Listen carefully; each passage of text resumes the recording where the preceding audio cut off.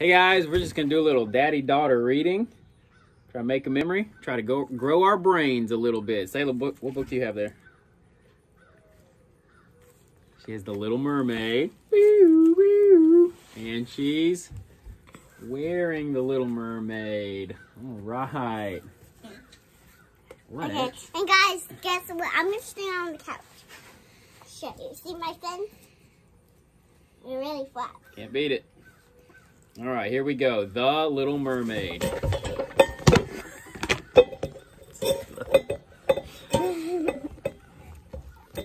Okay. The Little Mermaid. Get your drink, get your popcorn. It's a little golden book. Golden spine. Can I really hold me? Hold this. Open this. Crack. Got it? Yeah. The Little Mermaid. King Triton, the great sea king, had many daughters who loved the undersea world. But Triton's youngest daughter, Ariel, dreamed of the world above the water's surface, the world of humans.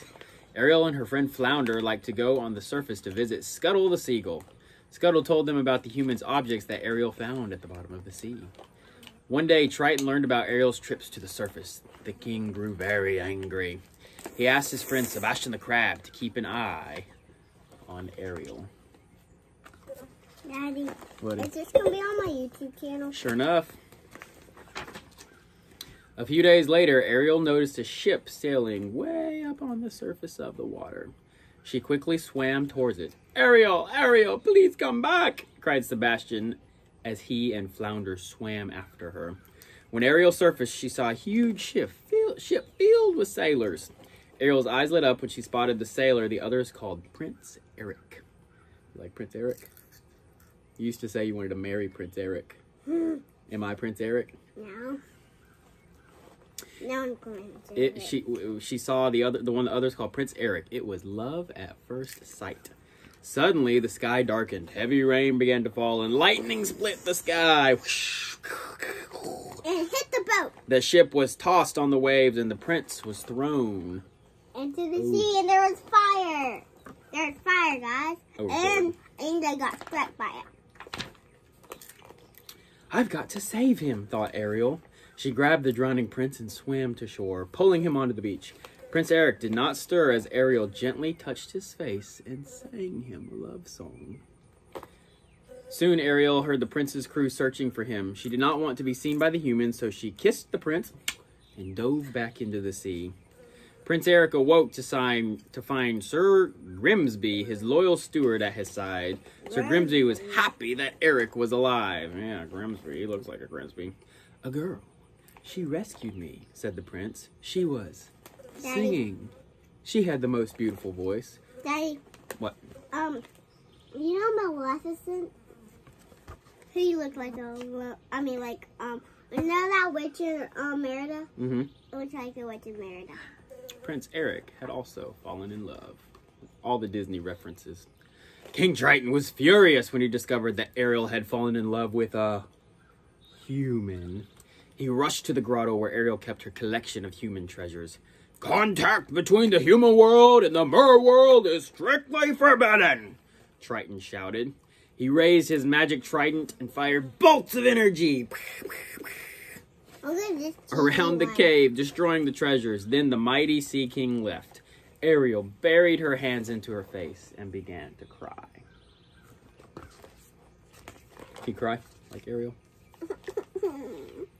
Meanwhile, not far away, evil forces which were at work in the undersea kingdom. Ursula, the sea witch, who had once before tried to overthrow Triton. I can actually cry like Ariel. Do it. Look at that. Ursula was looking for a way to take over. Through her crystal ball, she could see Ariel crying, and an idea came to her. Ursula sent her slimy eel servants, Flotsam and Jetsam, to Ariel's grotto. There, they convinced the Little Mermaid that Ursula could help her get her beloved prince. Ariel was so upset she ignored Sebastian's warnings and swam off with Flotsam and Jetsam to meet the sea witch. No, and both. You're going to show both pages. Okay. That's how At we're the gonna same time. at the same time. My dear, said the witch, here's the deal. I'll make a potion that will turn you into human for 3 days. Before the sun sets on the 3rd day, you've got to get your dear old prince to kiss you. If he kisses you, you'll remain a human permanently. But if he doesn't, you turn back into a mermaid and you belong to me. In return for the potion, the witch wanted Ariel's voice. My voice? Asked Ariel. Without my voice, how can I? You'll still have your looks, your pretty face, replied Ursula. Wait, Daddy, I just figured something out. Tell me. See, that's like freckles, right? I mean, like, it was already on the book, but wait, Daddy, I didn't know her tail had sparkles. All the things. Does your tail have sparkles? Yeah. Your tail does have sparkles. Sure enough. No, right here too. Sure enough.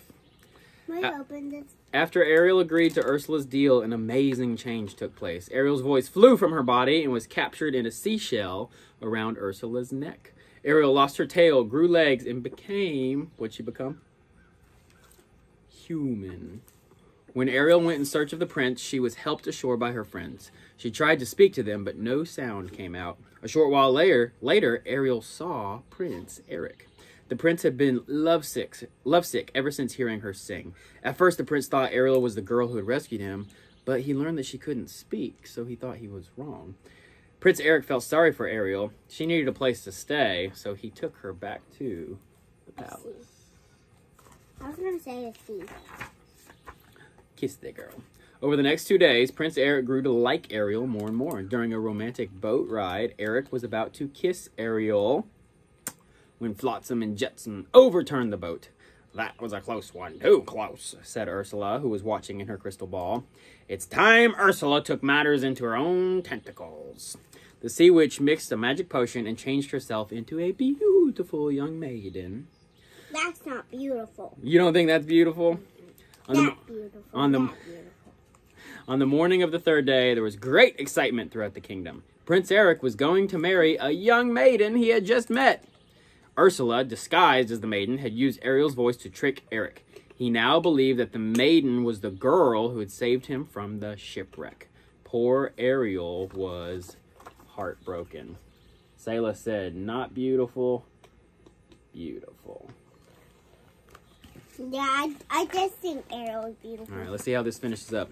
The wedding ceremony was to take place on Prince Eric's new boat. Scuttle flew by just as the bride passed in front of a mirror. Her reflection was that of the sea witch.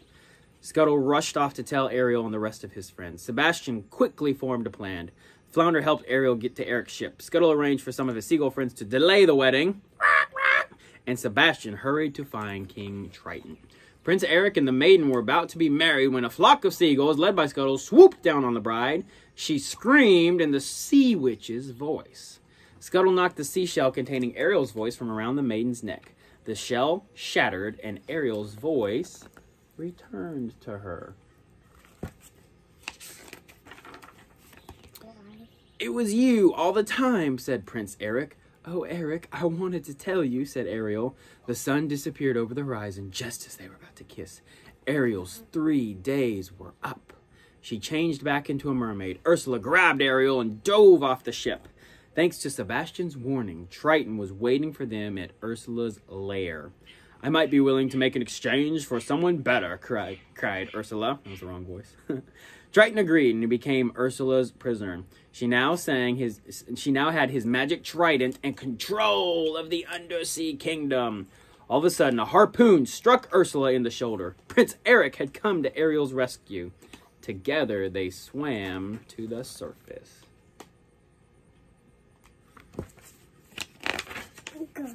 Ursula followed close behind them, and she grew bigger and bigger with anger until she rose out of the water. Prince Eric swam to his ship and climbed on board. He grabbed the wheel and turned the ship towards Ursula. Just as the sea witch was about to fire a deadly bolt at Ariel from the trident, the prince's ship slammed into Ursula. The evil witch was destroyed. Now that the witch was gone, Triton was freed. He rose from the sea and saw Ariel watching Prince Eric, who was lying on the shore unconscious. Does she really love? She really loves him, doesn't she? Asked the Sea King. Sebastian, who was nearby, nodded. I'm going to miss her, Triton added. Then he raised his trident and shot a magic bolt at Ariel's tail. What do you think the magic bolt does?